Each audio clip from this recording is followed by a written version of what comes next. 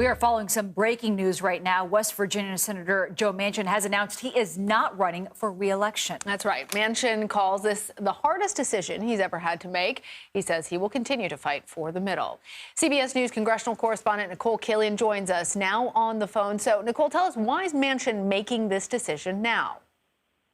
Well, he really pointed back to his upbringing and to a discussion that he had with his father. I mean, in short, he says that he feels that he has accomplished all that he can for West Virginia, but he kind of pointed back to this story with his father where he pledged at the time that he initially ran for election, and this was before he was in the Senate, that he made this vow to his father that he would serve all people, no matter friend or foe. And so he said that that has kind of been his North Star, and that, he has had a number of conversations with his family in recent months, and that brought him to this conclusion that he would not seek re-election, again, arguing that he feels that he has done what he can for the state of West Virginia.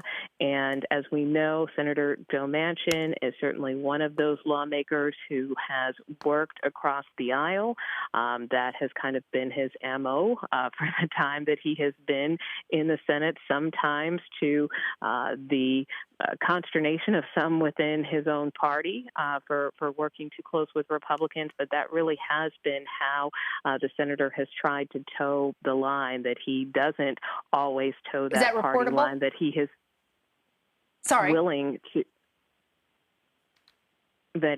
willing to step out and work across the aisle, and that has been his approach. And so he feels that he has done what he could and has made this decision to not run again for the U.S. Senate. There was a statement that was put out from the NRSC, which is the campaign arm for Senate Republicans, which said we like our odds in West Virginia because many now feel that by Senator Manchin not running again, that this effectively potentially hand this seat over to Republicans, since Joe Manchin would likely have been competitive against, right now there are two Republican candidates running for Senate in West Virginia, one of them being Jim Justice, who was one of the who was a governor in West Virginia, very popular. In fact, Manchin was running under him and trailing him in some polls. So we don't know if that was also a factor in Joe Manchin's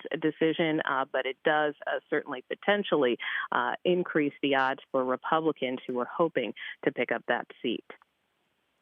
Yeah, I'm looking through some of the reporting by our own Ed O'Keefe, and he was talking to a member of the Manchin team specifically about this question of whether his stated intention of working with the middle, of traveling around the country and listening to people, if this might be a harbinger of a presidential run. Certainly, looking at the video, whenever somebody talks about the seminal moments that they had with their father, in a furniture store in childhood, it's the sort of thing that somebody puts in a video when they're prepping the ground for a bigger office or a presidential run. Do you think that that's possible?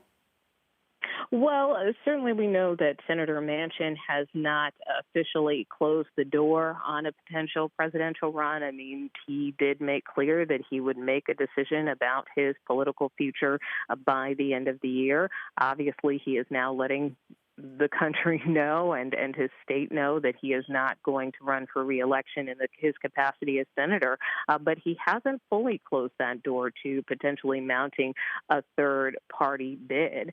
And so that is something worth noting and potentially worth watching as we near the end of the year. As we know, of course, there are many recent polls that show President Biden now trailing former President Trump in a potential general election matchup that has been concerning for some Democrats. And there has been some broader concerns about both men running, that there may be voter fatigue, that people are ready for someone new, and that they may want someone who can be more of an independent and work in the middle, as Joe Manchin has. So whether or not he mounts a third-party run, again, remains to be seen, but it's clear that he hasn't fully ruled that out.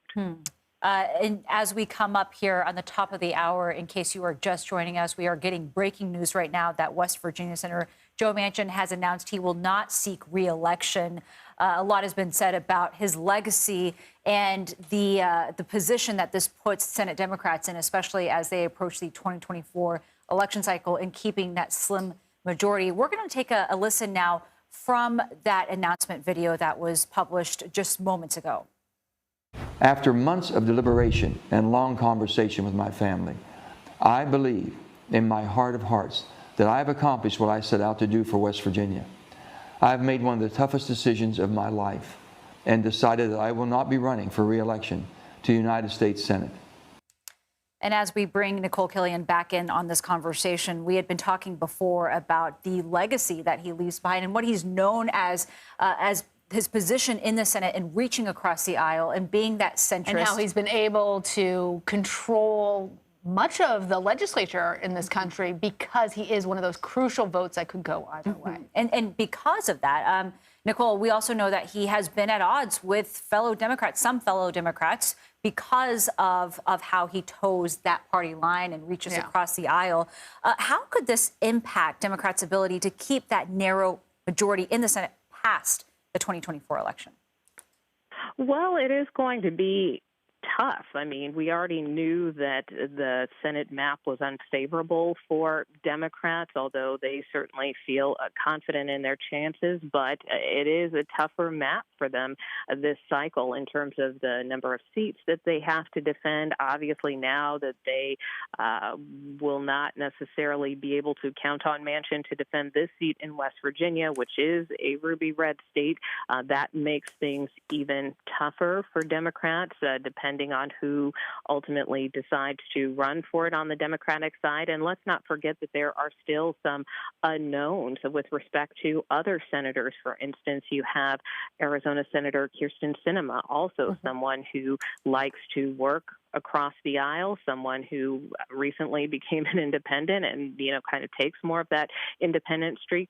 She has yet to announce if she plans to run for re-election. We do know that there is a Democratic candidate in that race, Congressman Ruben Gallego, but we have also seen a number of Republicans get in, from Carrie Lake, who, of course, ran for governor back in 22. And so, there are some real concerns here about, even that seat and what happens there. And, you look at other seats that Democrats are trying to hold on to, whether that's in Montana with John Tester and others, Ohio, of course, you have Sherrod Brown. So there are a lot of seats, while, yes, they feel good about them, but that will be very competitive races. And so now you add to the mix that now Joe Manchin is no longer running in West Virginia, and it could make things an uphill climb.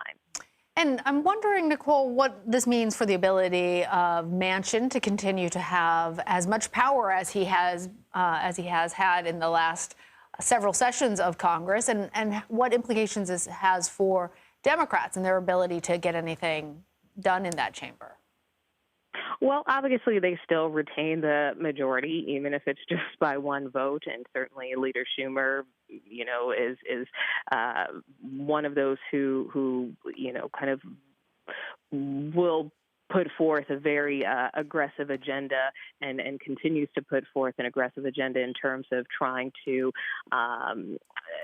address the priorities of the Democratic agenda and party. But it does, I think, just raise broader questions when we look at Congress and this notion of bipartisanship, whether or not it's dead, because even if you look over on the House side, there have been a couple of retirements over there. And of course, every election cycle, we see those. But for instance, you look at someone like Colorado's Ken Buck, who basically cited Republican dysfunction as one of the reasons that he's no longer running for re-election. So, in terms of having some of these lawmakers who pride themselves on trying to work across the aisle, whether Republican or Democrat, who try to toe more of that moderate line. And we saw that in the last cycle, too, with a number of retirements and people stepping down.